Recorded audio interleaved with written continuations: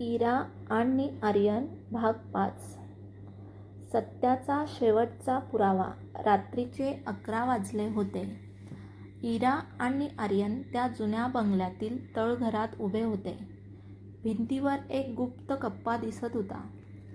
आर्यनने कप्पा उघडला. आत एक जुनी डायरी आणि पेनड्राईव्ह होता. डायरीच्या पहिल्या पानावर लिहिले होते, जर ही डायरी तुमच्या हातात आली असेल तर माझ्यावर विश्वास ठेवा. खरा गुन्हेगार अजूनही मोकाट आहे.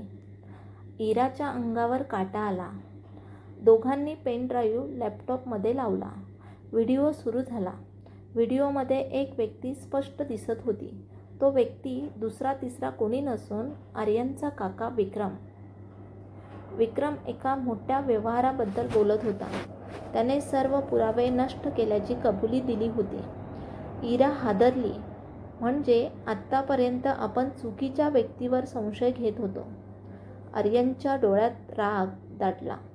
काकांनीच बाबांना अडकवलं होतं. तेवढ्यात वरच्या मजल्यावर आवाज आला.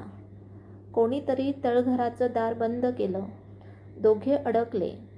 मोबाईलला नेटवर्क नव्हतं. अंधार वाढत होता.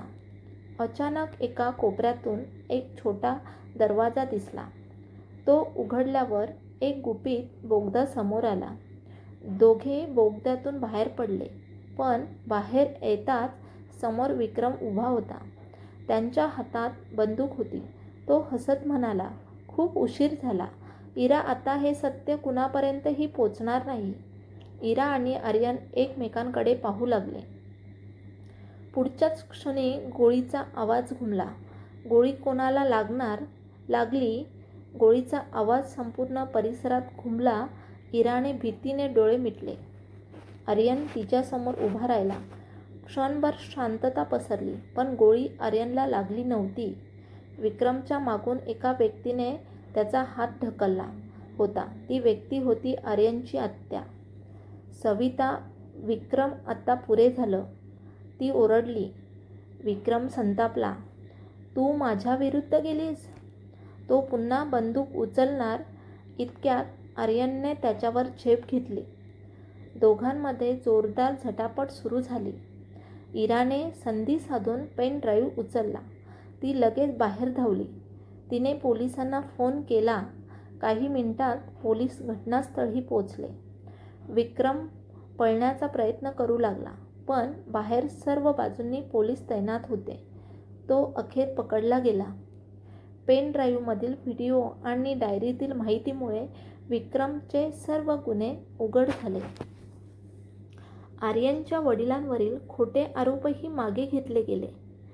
काही दिवसांनी इराने आर्यनला विचारले, आता पुढे काय? आर्यन हसत म्हणाला, आता भीती नाही. आता फक्त नवीन आयुष्य. दोघेही नव्या प्रवासासाठी पुढे निघाले. पण जाता जाता सविताला एक अनोळखी पार्सल मिळाले. त्यात एक फोटो होता. फोटोच्या मागे लिहिले होते, खेळ अजून संपलेला नाही.